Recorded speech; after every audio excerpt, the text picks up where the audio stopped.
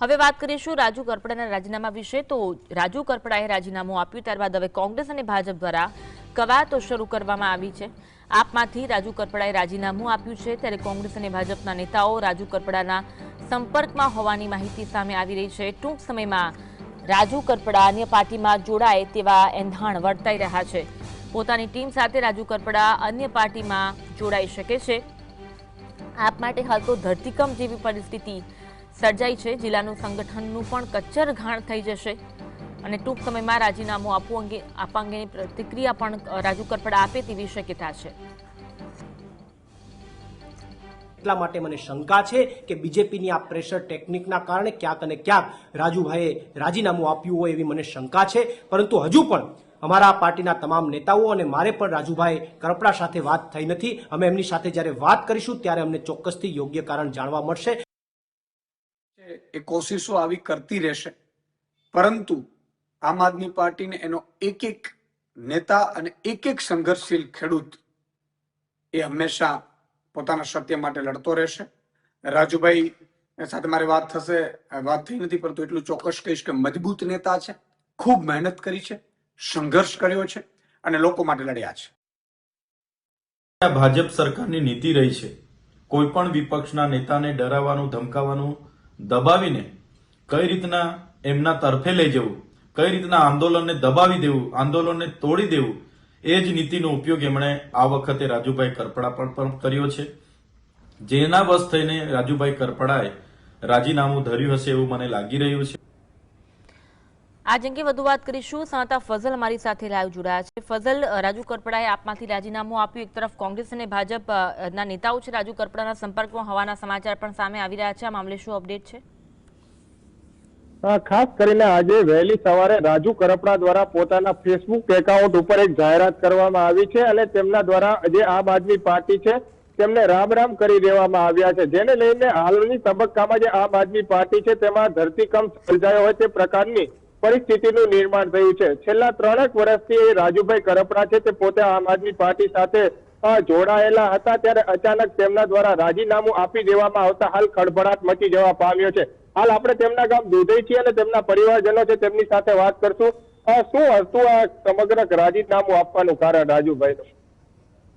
જે ખડકાકાંડ જે ખડકાકાંડ થયો એ પછી રાજુ કરપડાના 3 મહિના જે 4 મહિના સુધી જેલવાસનો ભોગવવો પડ્યો અને એની પાછળ જે અમુક આમ આદમી પાર્ટીના જે આગેવાનો કહેવાતા આગેવાનોએ કોઈ તફસીલ ન લીધી અને એના પરિવારજનોને મુલાકાત સુધા ન લીધી, એ બધી જે જેલમાંથી રાજુ કરપડા બહાર આવ્યા પછી એને આ બધી જાણ મળી અને એના કારણે એ પોતે એવું હતું કે ભાઈ મારી પાછળ જે હું ખેડૂતો માટે થઈને લડતો હોઉં સતત અને મારી પાછળ જો ખેડૂતો અને જેલમાં હોય તો પાર્ટીના આગેવાનોને કમસે કમ પરિવારજનોની મુલાકાત લેવી એવી ફરજ જરૂરી હોય છે, પણ એ ફરજમાંથી પણ આમ આદમી પાર્ટીના આગેવાનો ચૂક્યા છે।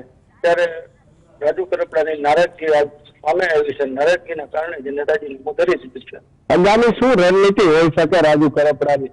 આગામી રણનીતિમાં એવું છે કે રાજુ કરપડા 2021 સુધી તો એ ખેડૂત સંગઠનની રીતે ચલાવી લડતો હતો। 21 પછી એને આમ આદમી પાર્ટી જોઈન્ટ કરી છે અને 22માં જે વિધાનસભા લડ્યો એમાં ખેડૂતોએ એને ખૂબ પ્રેમ આપ્યો અને મત પણ આપ્યા અને બીજા ક્રમે રહ્યો।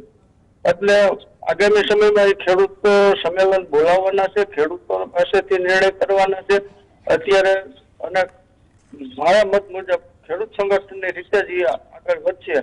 કોઈ પાર્ટીમાં જોડાવું ન જોડાવું એનો પોતાનો વિષય છે, પણ ખેડૂતોને સંમેલન ટૂંક સમયમાં 10-15 દિવસમાં બોલાવી અને એ નિર્ણય જાહેર કરશે। અન્ય નેતાઓની પણ વાત છે, રાજીનામું આપવાના છે, આપનો કચ્ચર ઘાણ નીકળવાનો છે, શું કહેશો તાલુકામાંથી ને જિલ્લામાંથી? અન્ય નેતાઓ જે છે રાજુ કરપડા સાથે જોડાયેલા નેતાઓ હશે એ લોકો રાજુ કરપડા સાથે જશે। રાજુ કરપડા એક ખેડૂત આગેવાન નથી બહાર આવેલો ચહેરો છે અને ખેડૂતોને એને સપોર્ટ છે અને ખેડૂતોના હંમેશા કામમાં એ સતત રહેલો હોય એટલે ખેડૂતોને ગણને થઈ અને જે ખેડૂત આગેવાનો પણ બીજા જોડાયેલા છે એ રાજુ કરપડા સાથે રહેશે, એટલે આમ આદમી પાર્ટીને મોટો ફટકો પડશે એવું લાગી રહ્યું છે। સંમેલનમાં કયા કયા નેતાઓ, ખેડૂત નેતાઓને આમંત્રણ આપવામાં આવશે કે કેમ પ્રદેશના અન્ય પાર્ટીઓના? જે આગામી સમયમાં જે ખેડૂત સંમેલન બોલાવવાનો નિર્ણય છે એ નિર્ણયમાં એ રાજુ કરપડા ગોઠવણ થશે કે ભાઈ કોને બોલાવો કોને ન બોલાવો કઈ રીતના છે, અને ખેડૂતોને પણ આ બાબતમાં પૂછશે કોઈ પાર્ટી જોઈન કરવાનું વિચારશે તો, બાકી તો જે ખેડૂત સંગઠન છે એ ખેડૂત સંગઠનની રીતે જ અત્યારે એને માનસિકતા એવી છે કે ખેડૂત સંગઠનની રીતે જ લડવું અને ખેડૂતોનો પ્રશ્ન હલ કરવા. રાજુ કરપડા દ્વારા પોતે ખેડૂત એકતા મંચથી પોતાની રાજનીતિની શરૂઆત કરવામાં આવી હતી અને ત્યારબાદ આમ આદમી પાર્ટીમાં 2022માં જોડાઈ ગયા હતા અને ચૂંટણી પણ લડ્યા હતા. પરંતુ જે આ કડદાકાંડ મુદ્દે રાજુ કરપડા જેલમાં ગયા ત્યારબાદ જે પ્રદેશના નેતાઓ છે આપના તેમના દ્વારા કોઈ પણ પ્રકારનું પરિવારનું ધ્યાન રાખવામાં ન આવ્યું, એટલે વ્યક્તિગત કારણના કારણે આજે રાજુ કરપડાએ પોતે આમ આદમી પાર્ટીના તમામ હોદ્દાઓ ઉપર અને પક્ષમાંથી રાજીનામું આપી દેવામાં આવ્યા હોવાનું પરિવારજનો દ્વારા જણાવવામાં આવી રહ્યું છે. ટૂંક જ સમયમાં સુરેન્દ્રનગર જિલ્લામાં આ રાજુ કરપડા દ્વારા પોતાનું શક્તિ પ્રદર્શન કરવામાં આવશે, ખેડૂતોને એકત્રિત કરવામાં આવશે અને ત્યારબાદ તમામ ખેડૂત આગેવાનોની જે રાય છે તેમની જે અલગ અલગ પ્રકારની પ્રતિક્રિયાઓ સાંભળી અને ત્યારબાદ જ કયા પક્ષમાં જવું તે નક્કી કરવામાં આવશે તેવું હાલમાં જાણવા મળી રહ્યું છે. પરંતુ હાલના તબક્કામાં જે રાજુ કરપડા દ્વારા આમ આદમી પાર્ટીમાંથી રાજીનામું આપી દીધા બાદ આમ આદમી પાર્ટીમાં પણ ભૂકંપ જેવી પરિસ્થિતિ સર્જાઈ છે. જિલ્લાનું સંગઠન આખું રાજુ કરપડાના નામથી ચાલતું હતું, ત્યારે હવે જિલ્લાના સંગઠનમાં પણ ટૂંક સમયમાં ફેરફાર થશે અને અનેક જે નેતાઓ છે શહેર પ્રમુખોથી લઈને અન્ય જે અલગ અલગ હોદ્દેદારો છે તે પણ